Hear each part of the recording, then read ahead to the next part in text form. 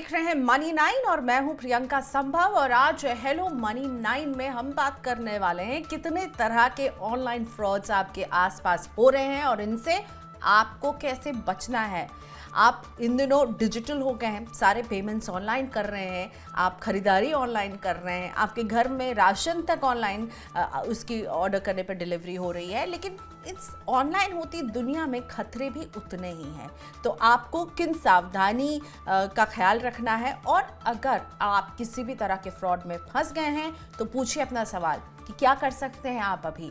तो आपको मैं बता दूं सबसे पहले कि आप सवाल अपने कैसे भेज सकते हैं। हमारे व्हाट्सएप नंबर पर आप अपने सवाल भेज सकते हैं। हमारा व्हाट्सएप नंबर आपके सामने 9311121874, या फिर ईमेल कीजिए money9query@tv9.com पर।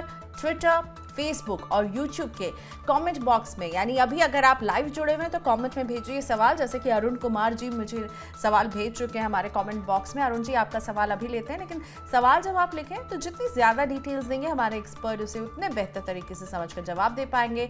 तो और स्पेसिफिकेशन यानी अपनी नाम, उम्र, शहर का नाम बताइए, मोबाइल नंबर शेयर कीजिए ताकि हम आपसे संपर्क कर सकें। तो आज के शो में मेरे साथ जुड़ रहे हैं खास मेहमान Amit Dubey, cyber crime investigator हैं और साइबर फ्रॉड से बचने के रास्ते हमें पहले भी मनी 9 पर बताते रहे हैं और भी प्लेटफॉर्म पर अमित जी का नाम जो है वो जाना पहचाना है। Thank you so much Amit, आज आपने वक्त निकाला मनी 9 के लिए एक बार फिर। मुझे लगता है हम जिस टॉपिक पर बात कर रहे हैं इस पर जितनी ज़्यादा बात की जाए उतने ज़्यादा लोग अवेयर होंगे। और सबसे पहले मैं आपसे ये पूछना चाहूँगी कि जब किसी भी तरह का फ्रॉड होता है और जिसमें पैसे निकल जाते हैं, यानी फिनेंशियल फ्रॉड होता है, आपके पैसे आपके अकाउंट से निकल जाते हैं, तो पहला कदम, SOS कदम आप क्या बोलते हैं उनको उठाना चाहिए? देखिए प्रियंका जी, सबसे पहले आपको 1930 एक हेल्पलाइन है गृह मंत्रालय की, इसको इन्फॉर्म करना चाहिए। इसको ये पावर है कि 48 घंटे के लिए वो किसी भी अकाउंट को फ्रीज कर सकती है। तो जिस भी अकाउंट में आपका पैसा चला गया है, आप यदि अपने ट्रांजेक्शन आईडीज वगैरह शेयर कर देंगे तो वो तुरंत उस अकाउंट को फ्रीज कर देंगे और आपका पैसा विड्रॉ नहीं होगा, कहीं और ट्रांसफर नहीं होगा। यदि उस अकाउंट में पैसा रहता है तो पैसे के वापस आने के चांसेस बढ़ जाते हैं। 100% आपका पैसा वापस मिल जाएगा, क्योंकि वो बड़ी जल्दी करना होगा आपको। यदि वो आप 1-2 घंटे के अंदर नहीं करते हैं और पैसा निकल गया, तो फिर सारी कवायद इस चीज़ की होगी कि क्रिमिनल को पकड़ा जाए। पैसा तो वो आगे निकाल चुका है और कहीं और मूव हो गया। तो पहले पैसा बचाने का काम होता है। दूसरा, जो आप बैंक को इन्फॉर्म करते हो तुरंत, बैंक को एक ईमेल पर इन्फॉर्म कर सकते हैं आप। बैंक की ईमेल आईडीज़ होती हैं, या उनको एक कॉपी अपनी कंप्लेंट दे दीजिए मैनेजर को कि आपके अकाउंट से फ्रॉडलेंटली ये पैसा निकला है और उसको तुरंत तत्काल प्रभाव से उस पर एक्शन लेकर ब्लॉक कराया जाए। तो वहां पे भी एक इन्फॉर्मेशन देनी चाहिए। तीसरा जो आपको करना है, जो बैंक आपसे रिक्वेस्ट करेगा कि आपकी एक पुलिस कंप्लेंट भी होनी चाहिए और उसकी कॉपी आप हमें दे दीजिए। तो उसके लिए आप ऑनलाइन कर सकते हैं www.cybercrime.gov.in, जो गवर्नमेंट का पोर्टल है। कहीं से भी, भारत में कहीं से भी उस पर कंप्लेंट हो सकती है। आप उस पर कंप्लेंट कर दीजिए, उसका एक एक्नॉलेजमेंट नंबर भी मिलेगा आपको। वो एक्नॉलेजमेंट नंबर और रिसीट आप बैंक के साथ शेयर कर दीजिए।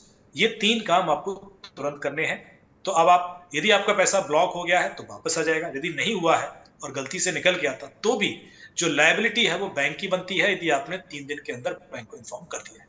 ओके, तो आपने पैसा कहा बैंक 3 आपको दिन। वापस करेगा। तो ये जो हाँ जी। टाइम पीरियड होता है जब आपके पास फ्रॉड होता है और वो समय जब आप कंप्लेन करते हैं, वो गोल्डन पीरियड का रूल क्या होता है? कितनी जल्दी आपको कंप्लेन करना है? उसके आगे रिकैप 1930 एक नंबर अमित जी ने बताया जिसमें आपको तुरंत फ़ोन करना है, आपको अपने बैंक को इन्फॉर्म करना है, और थर्ड स्टेप आपको पुलिस को इन्फॉर्म करना है cybercrime.gov.in वेबसाइट पर जाकर के। और मेरा सवाल अब अमित जी ये कि वो टाइम जो होता है वो कितना इंपॉर्टेंट होता है फ्रॉड होना और रिपोर्ट होने के बीच में?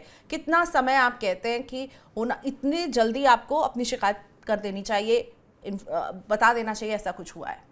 देखिए, बैंक को आप इन्फॉर्म 3 दिन के अंदर कभी भी करेंगे, आपका रिक्वेस्ट जेन्युइन होगी और वो उस पर बैंक कार्रवाई करेगा। आपका पूरा पैसा बैंक वापस करेगा यदि आपने 3 दिन के अंदर कंप्लेन कर दी है। यदि 3 दिन के बाद कंप्लेन करते हैं तो बैंक की लायबिलिटी कम हो जाती है।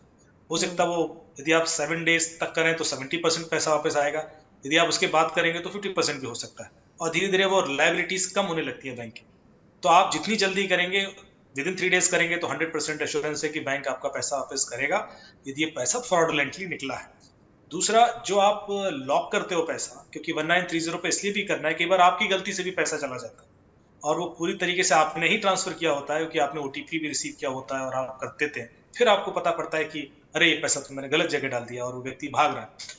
तो ऐसे केस में लॉक कराना पैसा बहुत जरूरी है, ताकि वो पैसा विड्रॉ ना कर सके। तो 1930 with in an hour, half an hour, 2 घंटे, 3 घंटे में भी आप कर देंगे तो चांसेस हैं कि वो पैसा वहां से नहीं विड्रॉ हुआ होगा और आपका पैसा वापस आ जाएगा। तो ये दोनों एक्शन बहुत टाइमली होना बहुत जरूरी है। ये 1930 इस नंबर के बारे में थोड़ा सा समझाइए कि ये नंबर क्या करता है, ये नंबर किसका है और ये कैसे काम करता है अमित जी? देखिए, गृह मंत्रालय का एक जो क्राइम कोऑर्डिनेशन सेंटर है, I4C जिसको हम बोलते हैं, साइबर क्राइम कोऑर्डिनेशन सेंटर, उसने एक ये नंबर रिलीज किया। उनका एक कॉल सेंटर होता है जो 24/7 अवेलेबल है, और वहां पर ये पावर है उस कॉल सेंटर को कि वो किसी भी बैंक के किसी भी अकाउंट को 24 घंटे या 48 घंटे की अवधि के लिए फ्रीज कर सकता है। 48 आवर्स तक का पावर है उनके पास, किसी भी रिक्वेस्ट, किसी कंप्लेंट। तो आप यदि उनको कंप्लेंट करते हैं तो वो एक्शन तुरंत हो जाता है। यदि आप किसी और के थ्रू जाएंगे तो उसमें डिले होगा। बैंक के पास डायरेक्ट पावर्स नहीं है कि वो दूसरे अकाउंट को फ्रीज करें। पहले उनको पता करना होता है कि पैसा कहाँ गया, फिर उस अकाउंट ओनर की क्रेडिबिलिटी के बेस पर उसको फ्रीज किया जाता है। आप किसी भी अकाउंट को ऐसे फ्रीज करने की पावर किसी के पास नहीं होती, पर इनके पास है, 1930 के पास है। तो 1930 को यदि आपकी कंप्लेंट मिलती है, दे टेक क्विक एक्शन और उससे आपके पैसा वापस आने की चांसेस बढ़ जाता है। ओके, सो बहुत इंपॉर्टेंट नंबर है 1930। गृह मंत्रालय द्वारा जारी ये नंबर है, मिनिस्ट्री ऑफ होम अफेयर्स का नंबर है, जिसके पास ये पावर है कि वो आपके अकाउंट को तुरंत फ्रीज कर दे। यानी ये ऑल ओवर कंट्री में कहीं से भी इस पर फोन कर सकती हूँ। बिल्कुल, ओके, कहीं से भी आप फोन कर सकते हैं। अच्छा, अब मैं बात करती हूँ अमित जी, किस किस तरह के फ्रॉड्स हमारे आसपास हैं और इसमें आप क्या देखते हैं? कोई कॉमन लिंक है या सबका मॉडस ऑपरेंडी अलग होता है? और OTP, हम सोचते थे कि OTP शेयर नहीं करो, लेकिन अभी कुछ समय पहले एक ऐसा फ्रॉड भी सामने आया जिसमें बिना OTP शेयर किए हुए भी फ्रॉड हो गया था। तो क्या कोई कॉमन लिंक आप इनमें देखते हैं या सबके मॉडस ऑपरेंडी अलग अलग है और हमें सबके लिए अलग से अपनी बैटल जो है लड़नी पड़ेगी? देखिए, हर एक साइबर क्राइम अलग तरीके से होता है। अभी जो मोडस ऑपरेंडीज हैं वो बड़ी तेजी से चेंज हो रही है। किस तरीके से वो आपका भरोसा जीतेंगे, क्या आपसे लिंक के थ्रू आपसे पैसा निकलवाया जाएगा, QR कोड के थ्रू निकलवाया जाएगा, या एप्लीकेशन इंस्टॉल कर दी जाएगी, या जूम लिंक या कोई मीटिंग लिंक के थ्रू आपका OTP पढ़ लिया जाएगा। तो तरीके थोड़ा सा अलग अलग होते हैं, इसलिए एक कोई सजेशन काम नहीं आता है इसमें। हर एक बार मैंने देखा है कि OTP कोई किसी को सीधे सीधे नहीं देता है। ऐसा नहीं होता है कि मैं आपको कॉल करके पूछूं कि प्रियंका जी अपना OTP बताइए और आप बता दें। ऐसा तो कभी हो नहीं सकता। हमेशा एक उसके पीछे कहानी गढ़ी जाती है, उस कहानी पर आप भरोसा कर लेते हैं और उसके बाद आप कुछ ऐसा कर देते हैं कि आपका OTP चला जाता है, आपको पता भी नहीं होता। तो जो तरीके हैं उसमें एक है कॉल मर्जिंग टेक्निक, जो अभी यूज हो रही है, जिसमें आपको किसी क्रेडिबल नाम से फोन आएगा। सपोज आपको फोन आ जाता है कि अमित जी ने आपका नंबर दिया और आपसे बात करनी है, आपको किसी इवेंट के लिए एंगेज करना है, जो भी है। और उसके बाद 20-30 सेकंड की बात के बाद एकदम से कहेगा कि I think Amit is also calling you, आप ऐसा कीजिए कि कॉल मर्ज कर दीजिए तो हम तीनों आपस में बात कर लेते हैं। अब आपको इसमें कुछ गलत नहीं लगता, आपको एक कॉल आ रहा होगा, आप उसको मर्ज कर देंगे, पर जैसे आप मर्ज करेंगे आपका अकाउंट से पैसे निकल जाएंगे या आपका सोशल मीडिया हैक हो जाएगा। कारण यह है कि वो जो दूसरा कॉल था वो OTP का कॉल था। आजकल सारे OTPs SMS के बजाय फोन पर भी आने लगे, तो आपके पास ऑप्शन होता है, और वो जो क्रिमिनल था उसने आपको कॉल करके बातों में लगाए रखा, और जो वो दूसरा कॉल था OTP का था और आपने वो कॉल मर्ज कर दिया तो उसने OTP सुन लिया। OTP सुन लेगा तो यूज कर लेगा। तो ये कभी नहीं करना है कि किसी के कहने पर आप कॉल मर्ज कर दें और अननोन नंबर से कोई कॉल आ रहा है और आप सोचें कि ये इस तरह की एक्टिविटी से कुछ होगा नहीं। इससे बहुत बहुत ज्यादा डेंजर, मतलब खतरनाक हो सकता है, क्योंकि आपके पैसे निकल सकते हैं और अकाउंट तो हैक हो ही सकते हैं, क्योंकि OTP सारे आजकल कॉल पे आते हैं, चाहे वो व्हाट्सएप का हो, चाहे वो फेसबुक का हो, जीमेल का हो, सारे OTP फोन पर आ जाता है। तो दूसरी जो टेक्निक, जी जी प्लीज कंटिन्यू। तो मैं अभी 2-3 इस तरह के जो मोडस ऑपरेंडीज कंटेम्परेरी है जहां पर OTP चला जाता है वो बताना चाह रहा था। दूसरा जो टेक्निक है कि आपको वो कोई मीटिंग लिंक शेयर करता है कि मैं आपको हेल्प करना चाहता हूं और आपको कोई इशू आ रहा है, तो या तो गूगल मीट लिंक या जूम लिंक या कोई भी लिंक मीटिंग का शेयर करके आपसे कहेगा आप स्क्रीन शेयर कर दीजिए और मुझे आप वो ऑपरेशन करके दिखाइए, कोई वेबसाइट पे आपको कोई प्रॉब्लम है या पैसा ट्रांसफर नहीं कर पा रहे हैं, जो भी है। तो आप वो स्क्रीन शेयर करते हो और वो उनके सामने प्रोसेस करने लगते हो। आपको लगता है वो आपको हेल्प कर रहा है, सपोर्ट से नंबर है। पर जब आपने स्क्रीन शेयर कर दिया और मोबाइल से स्क्रीन शेयर की है, तो उस समय कोई भी OTP आएगा वो भी उसको देख सकता है। तो आपने कभी भी इस तरह के हेल्प के लिए मोबाइल से लिंक नहीं कभी क्लिक करना है, लैपटॉप से ज्वाइन कीजिए ताकि आपके OTP सामने वाला ना पढ़ सके।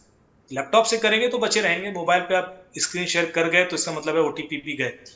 दूसरा ये तरीका बहुत यूज हो रहा है। तीसरा है कॉल फॉरवर्डिंग टेक्निक है, जिसमें कोई आपसे कॉल ले लेता है, आपको रास्ते में कोई बच्चा मिल गया कि मैं खो गया हूँ, मुझे अर्जेंट एक फ़ोन करना है, और आपने दे दिया और उसने आपके फ़ोन से एक नंबर डायल कर दिया *62* मोबाइल नंबर हैश, तो आपके कॉल फॉरवर्डेड हो जाते हैं ओके। कंडीशनली कि आपका फ़ोन बिज़ी होगा या आप फ्लाइट में होंगे, अनरीचेबल होंगे, तो कॉल उसको चले जाएँगे। तो ओटीपी भी उसको जा सकते हैं। तो यदि कोई ऐसी रिक्वेस्ट आए तो आप खुद फ़ोन नंबर पे डायल कीजिए, उसको फ़ोन मत दीजिए। अपने आप उसका नंबर पूछिए, डायल कीजिए, स्पीकर फ़ोन पे लीजिए, फिर बात कराइए।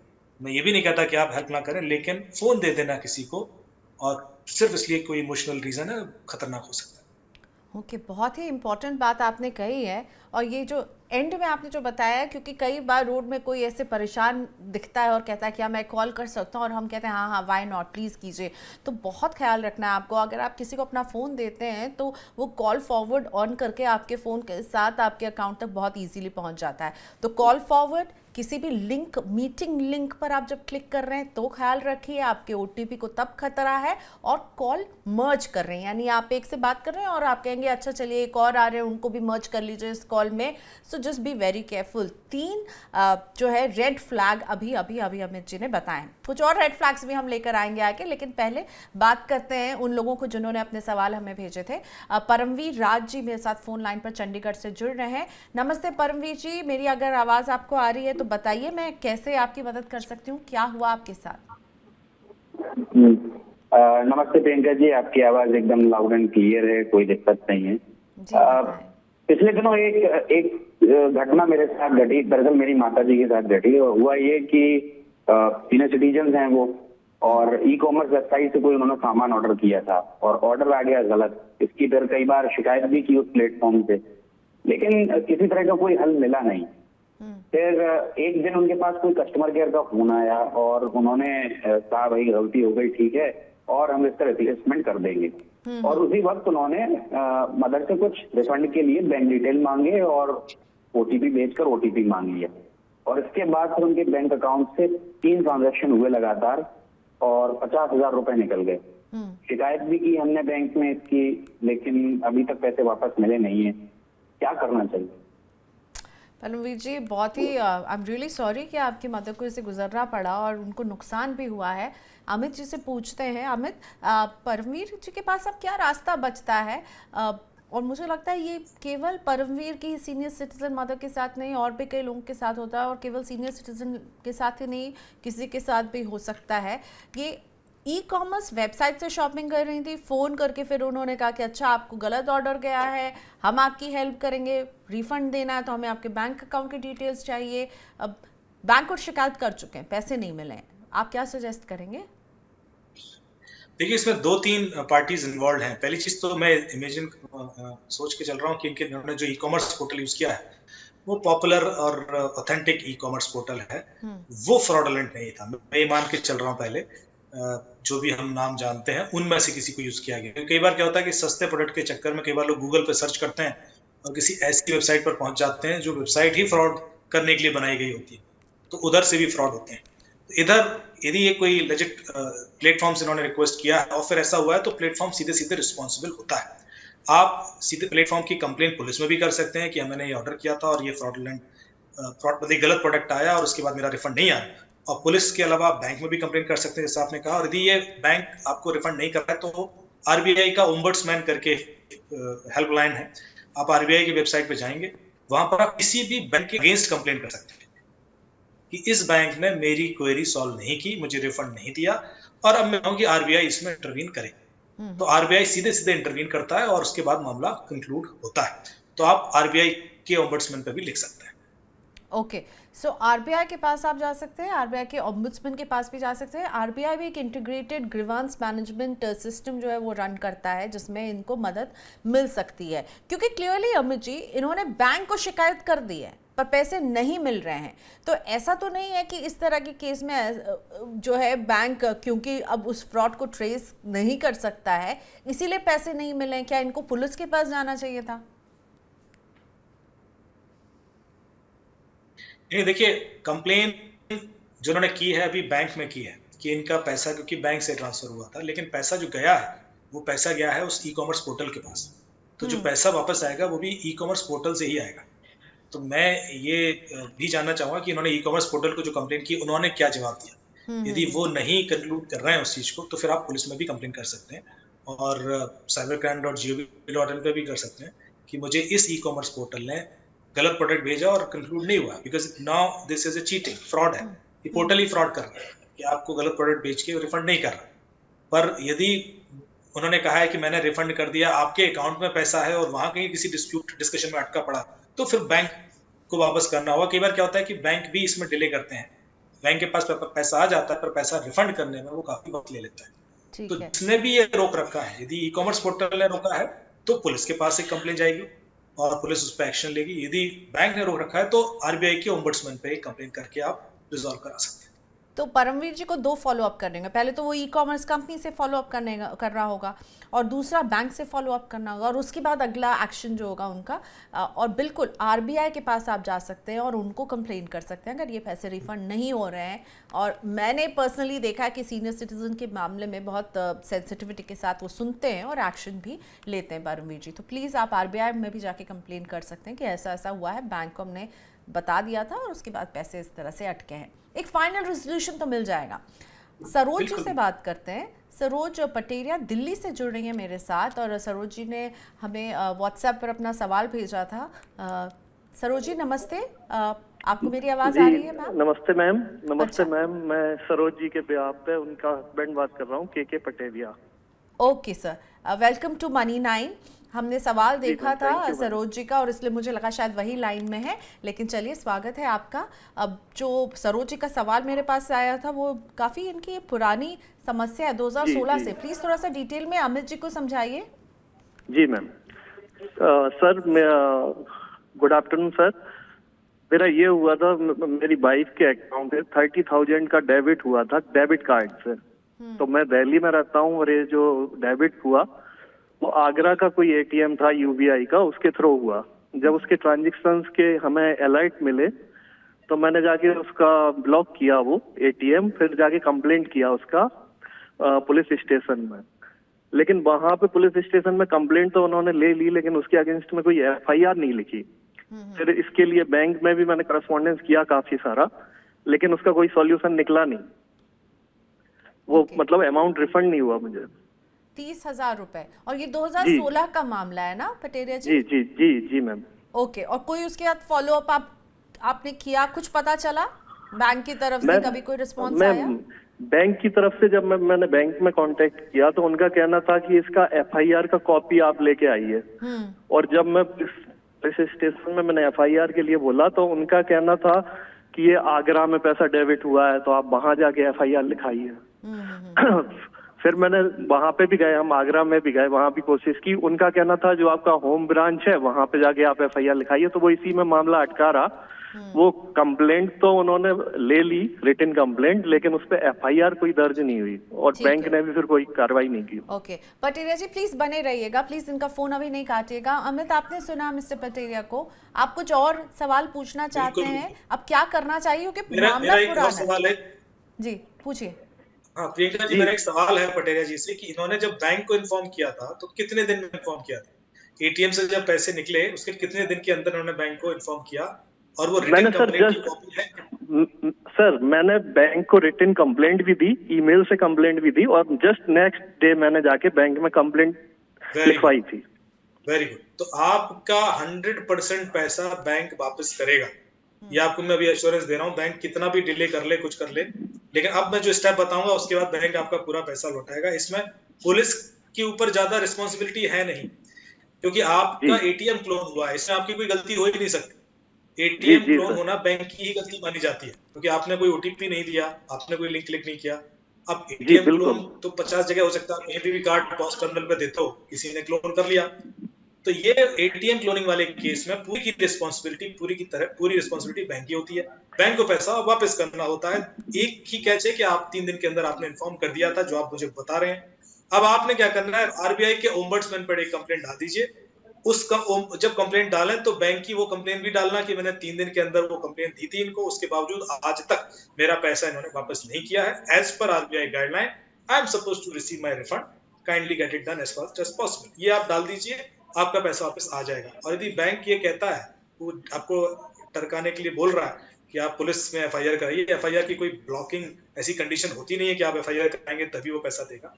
पर आप जी क्या कर सकते हैं, आप साइबर क्राइम पोर्टल पर जाकर एक कंप्लेंट डालकर उसकी कॉपी दे देंगे, वो भी उतनी ही वैलिड। ऑथेंटिक और approved मानी जाती है। आपको कोई तो फिजिकल एफआईआर करने की जरूरत नहीं है, आप ऑनलाइन करा सर दीजिए, उसी कॉपी को दे दीजिए यदि उनको चाहिए, लेकिन उसका आप आरबीआई के व्हाट्सएप करना चाहिए। अच्छा, तो सर साइबर क्राइम पे जो आप बता रहे हैं वो मुझे अभी दोबारा से करना पड़ेगा कंप्लेंट? साइबर क्राइम आप डाल दीजिए cybercrime.gov.in पर क्या दोबारा पर एक कंप्लेन करें पुरानी अमित जी?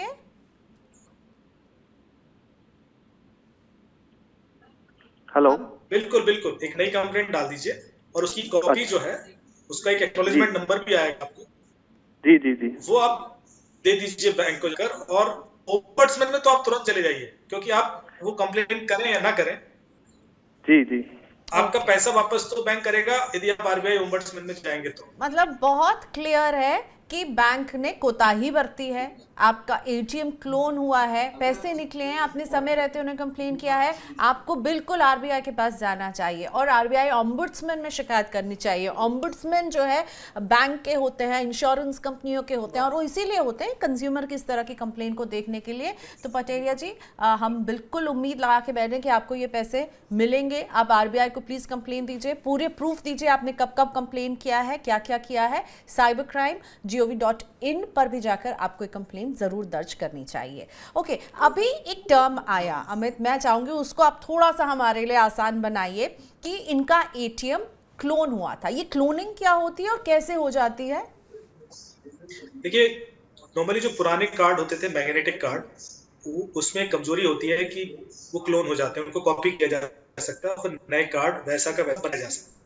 तो ऐसे पॉस्ट क्रिमिनल मार्केट में आते हैं और कई सारी वेबसाइट पर मिल जाते हैं। तो ये क्रिमिनल क्या करते हैं कि वो एक पॉस्ट टर्मिनल साथ में रखते हैं। नॉर्मली जब आप पेट्रोल पंप पे पेमेंट कर रहे हैं या रेस्टोरेंट में कर रहे हैं, तो आपका कार्ड वो दो जगह स्वैप हो जाता है, एक वो क्लोनिंग मशीन पे होता है और एक जहां आप एक्चुअल पेमेंट करना चाहते हो। आपको पता नहीं होता और वो क्लोन होकर जो उसका डेटा है वो कहीं बाहर बेचकर उसकी कॉपी बनवा ली जाती है कार्ड की। इसको बोलते हैं कि कार्ड क्लोन हो गया। नॉर्मली मैग्नेटिक कार्ड 100% क्लोन हो जाते हैं। चिप बेस्ड जो कार्ड होते हैं, जिसमें आजकल एक चिप आने लगी है, आपने देखा होगा, वाईफाई टाइप की होती है, उसको क्लोन होने में काफी कॉम्प्लेक्सिटी है, वो ज्यादातर क्लोन नहीं होते। लेकिन चूंकि इनका मामला पुराना है, उस वक्त डेफिनेटली ये मैग्नेटिक कार्ड होगा और वो क्लोन हो गया होगा। पैसा नॉर्मली किसी और जगह से निकला था। कार्ड यदि आपका नोएडा में क्लोन हुआ है तो पैसा ये लोग कोशिश करते हैं किसी दूर की जगह से निकाला जाए, जो हम कलकत्ता से केस सुन निकालने रहे थे की उसमें कोशिश। आगरा से निकाला गया था। बिल्कुल बिल्कुल, तो वो जानबूझकर ऐसा किया जाता है ताकि जो इन्वेस्टिगेशन एजेंसीज को दौड़भाग करनी पड़े और वहां से फिर डेटा लेना पड़े, सीसीटीवी और ये सारा। तो वो एक कारण था कि कंप्लेन तो आप नोएडा में ही करेंगे, अपने घर के आसपास अच्छा, करेंगे। क्लोनिंग मशीन से मेरा कार्ड तो उन्होंने क्लोन कर लिया, लेकिन जब हम जाकर के कार्ड डालते तो हमें पिन भी तो डालना होता, वो उन्हें कैसे मिल जाता है? देखिए, होता क्या है कि जब वो क्लोन करते हैं तो कहीं ना कहीं पीछे एक कैमरा भी लगा होता है, जहां वो आपका पिन भी, फिंगर मूवमेंट रिकॉर्ड करते हैं। कई बार क्या होता है, एटीएम मशीन के अंदर ही कार्ड क्लोनिंग मशीन लग जाती है। एक बाहर से जैक लगा देते हैं जो बिल्कुल ऐसा लगता है कि इसी मशीन का पार्ट है, वो क्लोनिंग मशीन होती है। और ऊपर एक पिन होल कैमरा लग जाता है, जहां वो टाइप करते हैं पासवर्ड, उसके ऊपर एक पिन होल कैमरा होता है छोटा सा, जो डबल टेप से चिपक जाता है और वो दिन भर के पिन रिकॉर्ड करता रहता है। तो उनके पास कार्ड का डेटा भी होता है और पिन नंबर्स भी होते हैं। तो इसलिए भी सलाह होती है कि जब आप पिन टाइप करें तो ऊपर ऐसे हाथ रखें, हमेशा अपने पिन टाइप करते समय हाथ से कवर करें और फिर अपना फिंगर मूव करें। तो कोई यदि ऊपर होगा भी कोई पिन होल कैमरा तो वो रिकॉर्ड नहीं करता। तो थोड़ा सा सावधानी बरतना बहुत जरूरी है। यदि हर बार आप यदि कॉन्शियसनेस रखेंगे तो क्लोनिंग से बच जाए।